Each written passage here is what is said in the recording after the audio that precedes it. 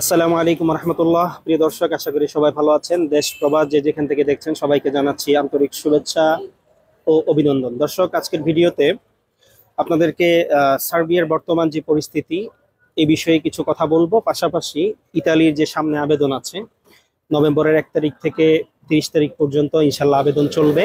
মানে file pre কম্পিলারি, যেটা file জমা হবে, যেটার ক্লিক ডে জানুয়ারি এবং ফেব্রুয়ারিতে হবে।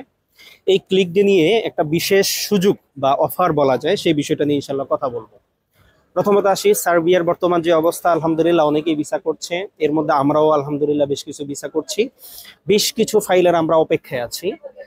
কারণ আপনারা জানেন যে যখন একটা কোম্পানিতে বা কোনো একটা লয়ারের সাথে কাজ করা হয়, কিছু কাজ কমপ্লিট হওয়ার পরে পরবর্তীতে ফাইলগুলো ওই যে বাংলাদেশিরা না থাকার কারণে একটু প্রবলেম ফেস করতে হয়, যেটা আমরাও করছি। তা আশা করতেছি এটা ইনশাল্লাহ নভেম্বর এবং ডিসেম্বরের মধ্যে সমাধান হয়ে যাবে।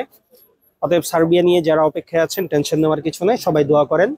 এবং নতুন ফাইল আমরা সীমিত পরিসরে নিচ্ছি, ইনশাল্লাহ ভালো কিছু হবে। তো এখন পাশাপাশি ইতালির একটা সুন্দর সুযোগের ব্যাপারে কথা বলবো। সেটা হচ্ছে ইতালিতে বিগত দিনে যারা ধরা খেয়েছে, নুলাস্তা উঠার পরেও যারা ধরা খেয়েছে, এটার বড় একটা অংশ হচ্ছে আফটার নুলাস্তা একটা অ্যামাউন্ট দিতে হয়। এটা হোক 50% বা ফুল অ্যামাউন্ট। এই জিনিসটা গত 2 বছরে যারা নুলাস্তা পেয়েছেন সঠিকভাবে, যারা সঠিকভাবে পাননি তারা ধরা খেয়েছেন, সেটা ভিন্ন বিষয়। যারা নুলাস্তা পেয়েছেন তারা অনেকে পেমেন্ট করেছেন। এই পেমেন্টগুলো বেশিরভাগ ক্ষেত্রে লয়ার পর্যন্ত গিয়েছে, কম হোক বেশি হোক, বাট অনেকেই অপেক্ষমান আছে। তো আসলে আফটার নুলাস্তা পেমেন্ট দেওয়াটা এটা একটা সবার জন্য কষ্টকর। এবং এটা আসলে বিশেষ করে আমরা মধ্যস্থতাকারী হিসেবে কাজ করলেও আমাদের কাছেও এটা একটা কঠিন অবস্থা। তো সেটার জন্য আমরা যেটা করছি, বর্তমানে 2026-এর জন্য আমরা যে ফাইলগুলো জমা নিচ্ছি, এই ফাইলগুলোর ক্ষেত্রে আমরা নুলাস্তা ওঠার পরে 1 টাকাও নিব না। এটার কারণ হচ্ছে আমরা নিজেরাও সেফ থাকতে চাই, এবং আমাদের যে ক্লায়েন্ট আছে বা যারা আমাদের মাধ্যমে জমা দিয়েছেন বা বিগত দিনেও যারা দিয়েছেন, নতুন করে আবার জমা দিচ্ছেন ইতালির জন্য, সবার জন্য আমরা এই সুযোগটা রাখছি যে আফটার নুলাস্তা আপনাকে কোনো পেমেন্ট দিতে হবে না। যখন ভিসার কনফার্মেশন পেয়ে যাবেন, অর্থাৎ এম্বাসিতে জমা হবে, জমা হওয়ার পরে যখন কনফার্মেশন পেয়ে যাবেন, তখন অ্যামাউন্ট দেওয়ার সুযোগ আছে। এটা আমরা আমাদের ইতালির যাদের সাথে আমরা কাজ করছি, লয়ার, তাদের সাথে আমরা কনফার্ম করেছি যে আমরা আসলে হতাশার মধ্যে যেতে চাই না, সঠিকভাবে কাজ হবে, সেটা আমরাও জানি। তবে এই ক্ষেত্রে কিছু বিষয় আছে। আহ যারা নুলাস্তা পাবেন বা যারা জমা দিবেন, এদের ক্ষেত্রে আমাদের কাছে কিছু গ্যারান্টি বা কিছু শর্ত বিষয় আছে।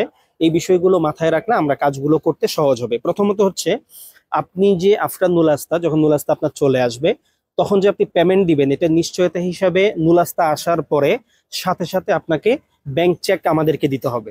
সেই ব্যাংক চেক আমরা রেখে দিব। সেই আপনার যখন ভিসা হয়ে যাবে, আমরা চেকটা পাস করে নিব।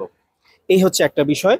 দ্বিতীয় যে ব্যাপারটা, সেটা হচ্ছে নুলাস্তা উঠা পর্যন্ত আপনাকে সময় দিতে হবে।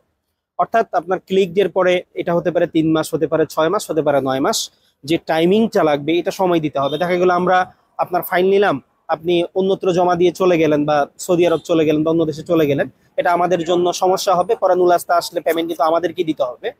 তো এই সময় দেওয়ার যে বিষয়টা, এটা অবশ্যই মাথায় রাখতে হবে। তৃতীয়ত হচ্ছে, আমাদের সাথে একটা এগ্রিমেন্ট করতে হবে আফটার নুলাস্তা।